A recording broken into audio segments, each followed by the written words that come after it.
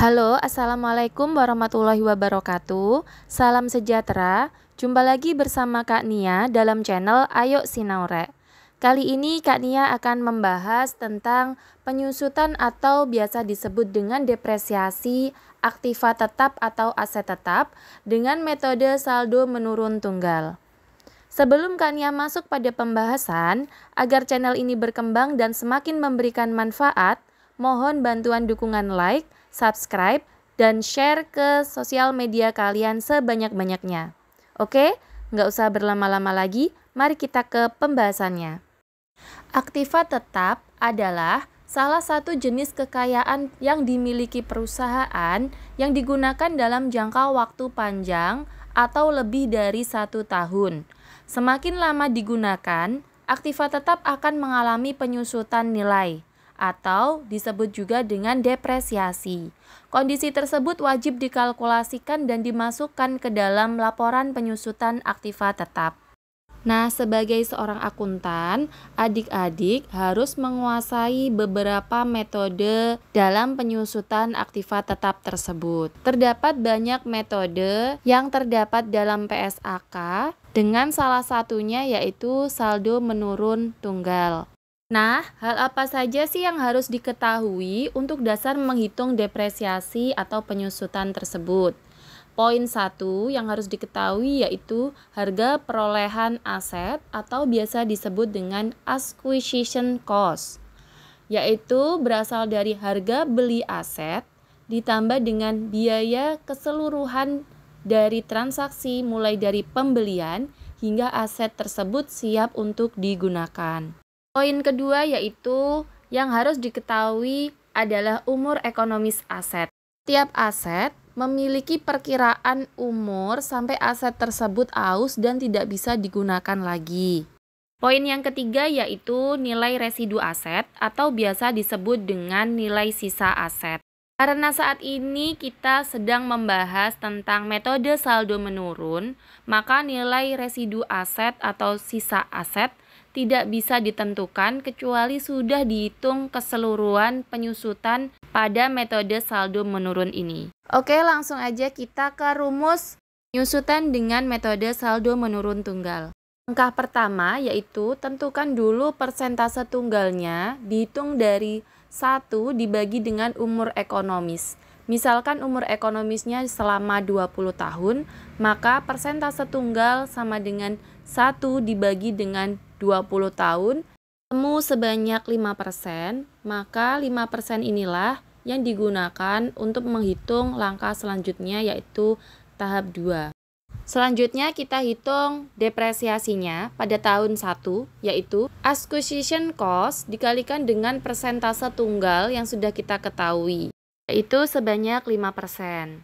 Untuk tahun kedua, rumusnya sedikit berbeda, yaitu depresiasi sama dengan saldo aset pada tahun kedua, yaitu setelah dikurangi dengan jumlah depresiasi tahun ke-1, berarti acquisition cost dikurangi dengan depresiasi tahun 1, baru dikalikan dengan persentase tunggal.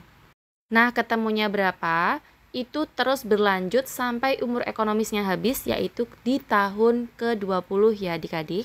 Langkah ketiga, kita mencari nilai residu atau biasa disebut dengan nilai sisa. Dicari dari rumus acquisition cost dikurangi dengan total depresiasi sampai dengan tahun ke-20.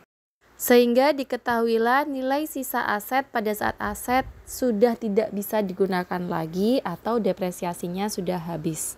Oke adik-adik, paham ya sampai sini? Kak Nia yakin semuanya pada pinter-pinter, semuanya pada bisa semua, langsung nyantol semuanya. Amin, amin, amin. Untuk menambah pemahaman adik-adik mengenai materi ini, Kak Nia sudah menyiapkan soal, yuk mari kita bahas. PT Azifa membeli mesin pengolah susu dengan harga 90 juta dan beban angkut senilai 10 juta dengan ditaksir umur ekonomi selama 10 tahun. Hitunglah depresiasi aset tetap mulai tahun 1 sampai tahun ke-10 dan hitunglah nilai residu dari aset tersebut. Tentunya menggunakan saldo menurun tunggal. Yuk adik-adik, sudah siap semuanya? Kita cari apanya dulu? Oke, tahap 1 kita cari persentase tunggalnya dulu. Tahap pertama yang harus kita cari yaitu persentase tunggalnya. Diketahui dari 1 dibagi 10 tahun umur ekonomisnya, ketemu 10%. Setelah kita mengetahui persentase tunggalnya, kita mencari acquisition cost-nya atau harga perolehan asetnya. Diketahui dari harga belinya 90 juta ditambah beban angkutnya 10 juta. Sehingga diketahui bahwa harga perolehan aset senilai 100 juta. Lanjut, kita bisa mencari depresiasi pada tahun pertama, yaitu harga perolehan aset dikali dengan 10% yaitu persentase tunggal.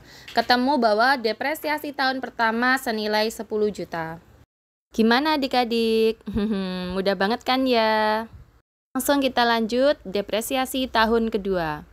Untuk tahun kedua hingga tahun ke-10, untuk rumusnya dan perhitungannya sama ya Kak. Jadi saldo aset dikali dengan persentase tunggal.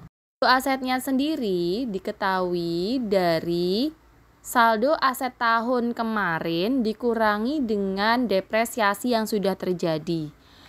Hanya berbeda pada tahun kedua ya Kak, bahwa di tahun kedua itu yang dipakai harga perolehan aset dikurangi dengan depresiasi tahun pertama, ketemulah saldo aset di tahun pertama. Untuk depresiasi tahun ketiganya gimana Kak? Di sini ada tertera 81 juta dikali 10% persentase tunggal, ketemulah 8 juta 100. Itu dari mana ya Kak? Sudah saya info, untuk tahun kedua sampai tahun ke-10 caranya sama. Bahwa saldo aset dikali dengan 10%. Saldo aset sendiri diketahui dari saldo aset di tahun sebelumnya dikurangi dengan depresiasi tahun sekarang. Ketemulah saldo aset tahun sekarang. Yuk mari kita bahas. Depresiasi tahun kedua sama dengan 90 juta itu saldo tahun pertama, yaitu dari harga perolehan tahun pertama 100 juta dikurangi dengan total depresiasi tahun pertama 10% dari 100 juta yaitu 10 juta. Sehingga sisa saldo sama dengan 90 juta di tahun pertama yang dijadikan dasar sebagai perhitungan di tahun kedua. Sehingga 90 juta dikalikan persentase tunggal 10% sama dengan 9 juta, itu nilai depresiasi pada tahun kedua. Selanjutnya untuk saldo aset di tahun kedua berapa? Berarti 90 juta dikurangi 9 juta, saldo aset tahun kedua yaitu 81 juta. Next, depresiasi tahun ketiga yaitu 81 juta, saldo aset tahun kedua dikali dengan 10%, ketemulah 8 juta 100, nilai depresiasi pada tahun ketiga. Hingga untuk saldo tahun ketiga diperoleh 81 juta dikurangi dengan nilai depresiasi tahun ketiga yaitu 8 juta 100, ketemulah 72 juta 900 ribu rupiah. Nia kasih contoh 1 tahun lagi ya, di depresiasi tahun keempat. Selanjutnya kakak mencoba sendiri di rumah untuk mengerjakan bagaimana hasilnya, apakah sama dengan Kak Nia. Lanjut depresiasi tahun keempat, yaitu saldo aset di tahun ketiga, yaitu 72 juta 900 ribu dikali dengan 10%, ketemulah 7 juta 290 ribu rupiah. Nah, saldo aset di tahun keempat ini yaitu 72 juta 900 ribu rupiah dikurangi dengan 7 juta 290 ribu yaitu nilai depresiasi tahun keempat, ketemulah 65 juta 610 ribu rupiah sebagai dasar perhitungan depresiasi tahun ke-5. Oke, sampai sini mudah banget ya Kak. Selanjutnya, kalau kakaknya sudah menghitung seluruh depresiasi mulai tahun 1 sampai dengan tahun ke-10, kakaknya tinggal menjumlah atau mentotal dari tahun 1 sampai dengan tahun 10 itu berapa total nilai depresiasinya, sehingga kita bisa mencari nilai residu aset. Oke, Kak Nia sudah menghitung nilai total dari residu dari tahun pertama sampai tahun ke-10, yaitu di angka Rp63.132.156. Sehingga tinggal dikurangi ya, acquisition cost atau harga perolehan aset dikurangi dengan total nilai depresiasi, ketemulah di angka Rp34.867.844. Oke Kak, akhirnya kita berada pada akhir pertemuan.